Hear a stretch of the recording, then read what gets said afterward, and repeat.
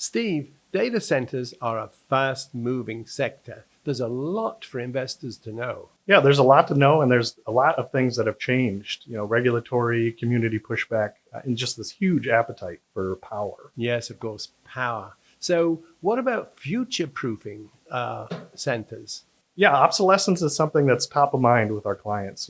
It's something that's extremely important to consider during the underwriting process. Yeah, and do they look at the feasibility of a retrofit?